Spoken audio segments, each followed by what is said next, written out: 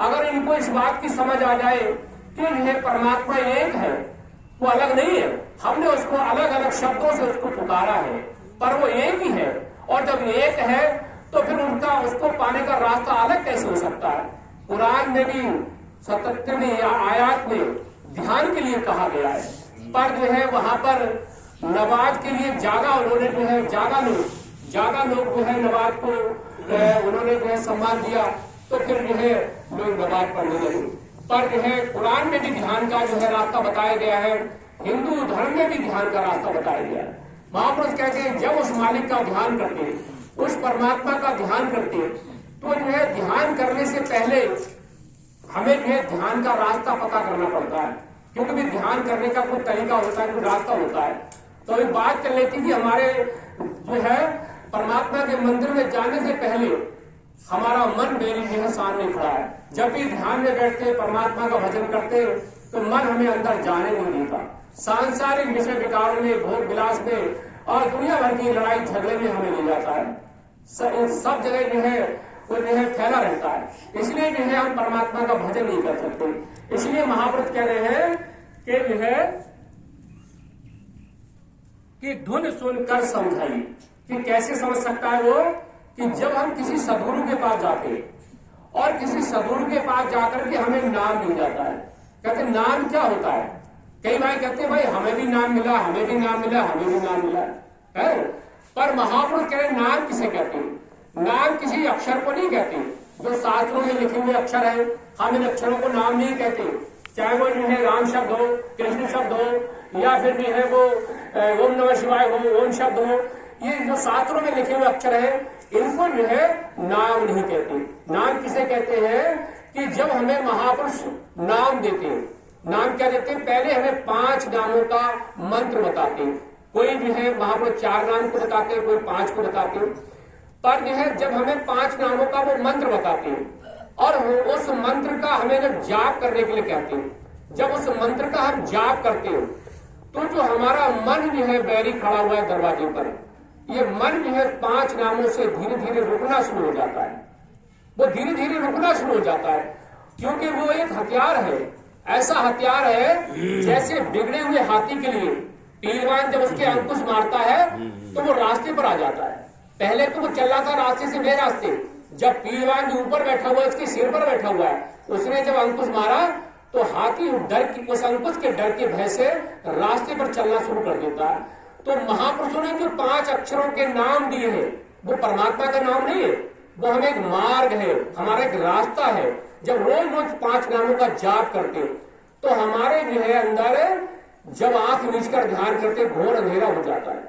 घोर अंधेरे में जो है प्रकाश प्रकट हो जाता है। जो प्रकाश प्रकट होता है वही सच्चा नाम है।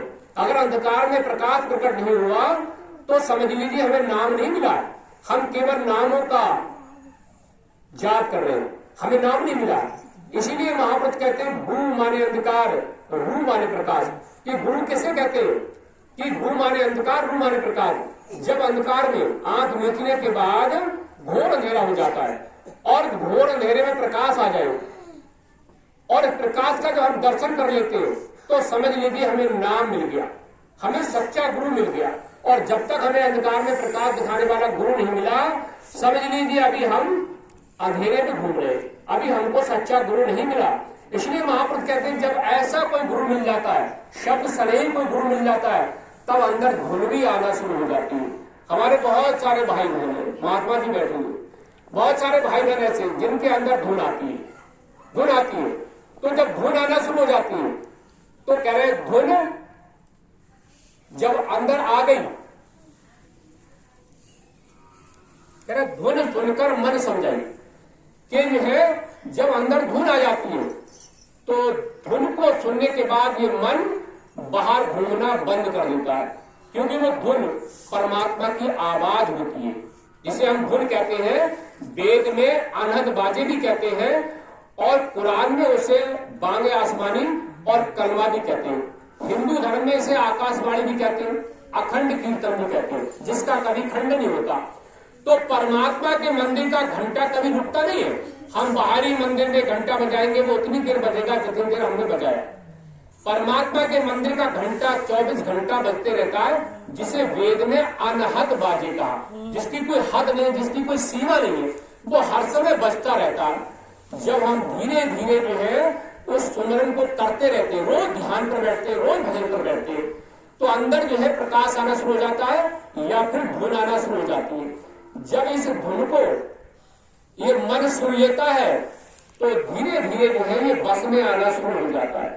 जब ऐसी हालत हमारी हो जाती है, फिर भजन पर से आपके उठने की क्षमता नहीं, आपकी ताकत नहीं कि आप अपने आप से मर्जी से भजन पर से उठ जाओ। जब परमात्मा की दया होगी तभी आप उठोगे। कितना भी पैरों में दर्द हो जाए, कितना भी समय हो जाए, आप उठ नहीं सकते। जब परमात्मा की दया होगी तभी आप उठोगे। ये बात जो है किताबों को पढ़ करके तो कही जा रही है, पर किताबों के साथ साथ कुछ अपना अनुभव भी होता है। और जिसके पास अगर अनुभव नहीं है और किताबों को पढ़ करके अगर बोल रहा है तो समझ लीजिए वो भी खूब धोखे में है। क्योंकि सत्संग सुनाने का मतलब कोई आप ज्ञानी नहीं हो गए, दूसरों को आप पढ़ा रहे, खुद तो पढ़े ही नहीं हो, दूसरों को शिक्षा दे रहे, खुद अंदर अनुभव नहीं हो। महापुरुषों ने जब सत्संग सुनाने का हुक्म दिया, आदेश दिया, तो गुरु जो है अंदर की बात को समझते हैं। संत वही होता है जिसे कहते हैं अंतर्यामी, कि गुरु जो है शिष्य के अंदर की बात को जानता है। तो जब हम जो भी प्रवक्ता, जो भी सत्संग बोलने वाला भाई अगर बोलता है और उसे खुद अंदर का अगर अनुभव नहीं है, तो वो दूसरे को ज्ञान देने से पहले अपने आप जो है अनुभव करे, खुद सीखे, तब जो है बाहर लोगों को बताए। क्योंकि सच्ची बात तभी मुंह से निकलती है जब हमने अंदर अनुभव किया। तो महापुरुषों ने तो हमें धुन के बारे में बताया कि जैसे जैसे हमारे अंदर धुन आना शुरू हो जाती है, ये मन धीरे धीरे कब्जे में आना शुरू हो जाता है। क्योंकि मन क्या है, ये काल का सबसे बड़ा चौकीदार है। ये किसी को नहीं, बड़े बड़े योगी, बड़े बड़े ऋषि मुनि इस मन से बचे नहीं।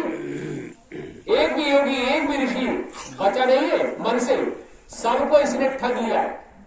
और इसके साथ में ये माया ने भी ब्रह्मा विष्णु महेश को भी नहीं छोड़ा। माया ने ब्रह्मा विष्णु महेश को भी नहीं छोड़ा। हमारे भाई लोग कीर्तन भजन गाते कि जब कुतिया ब्रह्मों के आगे न रुकी, विष्णु के आगे न रुकी, शंकर के आगे न रुकी, और जाए संत चरण में झुकी। कहाँ झुकी?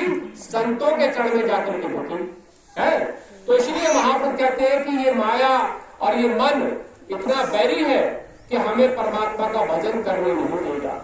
और अगर हमने मानव शरीर पाकर के परमात्मा का भजन नहीं किया तो माफ करना कि जिसके लिए हम सारे जिंदगी भर दौलत कमा करके इकट्ठा कर रहे हैं, ये थोड़े दिन नाम लेंगे, थोड़े दिन, साल, 2 साल, 4 साल, 5 साल, 10 साल, इसके बाद तुम्हें कोई पूछेगा नहीं कहाँ पर हरिओम थे, उन्होंने क्या क्या किया, कोई नहीं पूछेगा।